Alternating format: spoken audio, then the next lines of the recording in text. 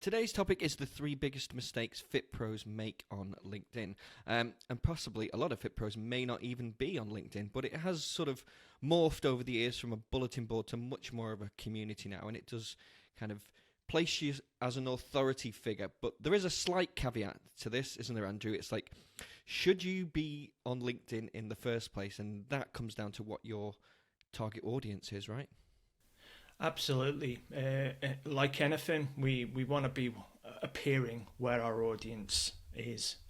So this, although it is a primary platform that I focus on, it might not be for everybody. But over the past few years, it has increasingly become a go-to platform for fitness professionals to focus on. But as you say, Josh, it has to be, is your client base on there? If they are, then it does make sense to focus your efforts on this. How would they know if their client base is on there?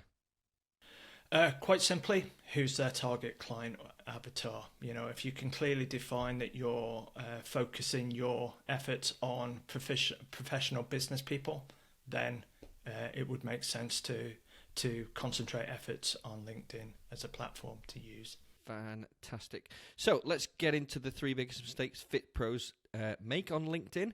Number 1, treating your profile like a resume. Yes, I see this because I spend a lot of time on LinkedIn now. It's one other than YouTube, it's my primary platform that I focus on. And I notice when I'm going through and connecting with fitness professionals, a lot of the time it's like their CV is just posted up there, or their resume, and there's no personality shining through. Remember, this is a networking platform. We want to interact with folks and showcase our personality, our expertise, our authority, as you say. And just having that bulletin board, that resume isn't the right approach on that side. So we want to make sure. So what should they be doing instead? Again, think about the services you're offering, your expertise, what niche you're focusing on within the fitness industry, and look to showcase that. So making sure that you've got an attractive looking banner image that resonates.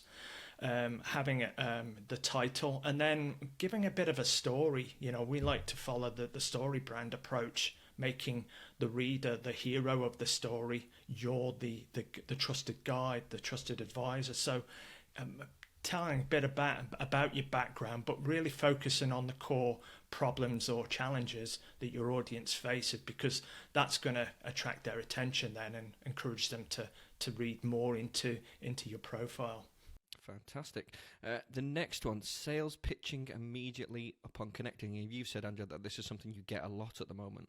Oh, this is the bane, and it can almost put you off using LinkedIn as a profile.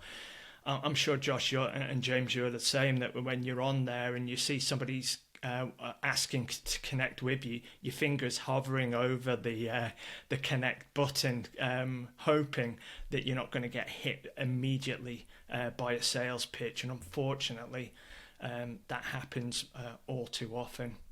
So we want to avoid that. Remember, this is about opening. This is first impressions. It's opening that conversation with somebody, getting to know them, getting to understand what they do, who they are, who their audience is, what they're looking to get out of this growing relationship. So giving value first, rather than, hey, come and sign up to my services, because that's that shady salesman that we want to avoid being. And that's what people do. As I say, that's what people do on social media.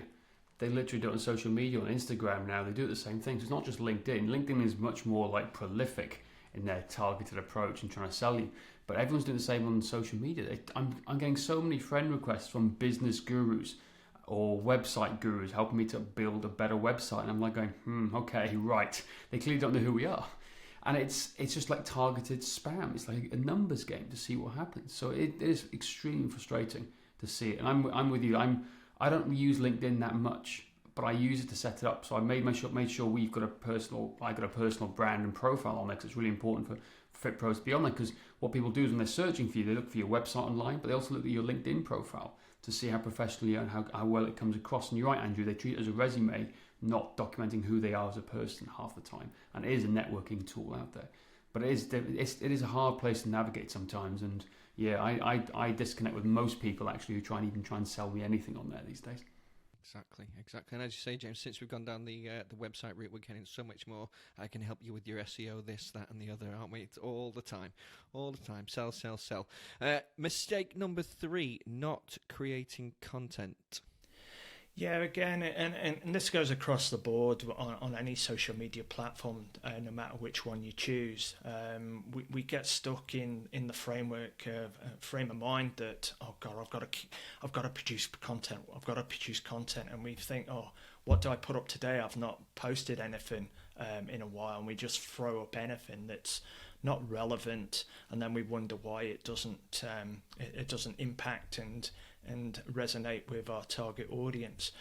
But the problem on LinkedIn, I notice, is that, and again, this could come down to the fact that it's not the primary platform of choice for the fitness professional. But if it is, don't just put your profile up and leave it there hoping that somebody's going to find it. It's not Field of Dreams. It's not build it and they will come. We've got to be proactive in this. So thinking again about who your target audience is, and then put whatever your preferred choice of content is. If you're comfortable on video, put some video content up there. If writing's more your style, well, great, put some articles or create, as I do now, a newsletter on there, because that helps, again, showcase your skills, build your authority, and engages with that target audience. But so we want to be making sure that we're proactively and consistently putting good quality content on there. And it's almost the less is more. I'd much prefer to look at quality over quantity, because that's going to resonate much more with your target audience and have a much more greater impact with them as well. Yeah, absolutely. And because we are such nice people, we're going to give you a bonus 4th mistake not to make, which is not engaging with others on the platform. Andrew, again, do you want to highlight the importance, why it's important to engage with other people on LinkedIn? Yeah, absolutely. And again, it's all about networking. It's the perfect platform for us to interact with our target audience, with our peers. And so I noticed that, and I've been guilty of this myself, that we get focused on the bright shiny objects and we squirrel off in another direction.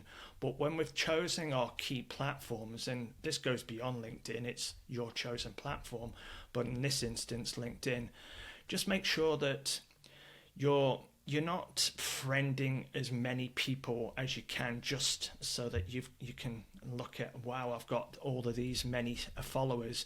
You want to be consistently zeroing in on the target network you want to be involved with, but then reaching out to them, engaging with them, just asking them a question or asking them how they are. Just any subtle communication, conversation that we can have with them, because again, as we say, those conversations at some stage can lead into conversions, into signing them up to a strategy call, into your discovery call, and so on. So just use it, be professional, use it as it's meant to be, and you'll find that you'll generate a much more interaction and have much more success with using it as a platform then. Fantastic. James, we've kept you in the corner for this episode, much like Baby in Dirty Dancing. Is there anything that you want to add before we sign off? No, I think it's important.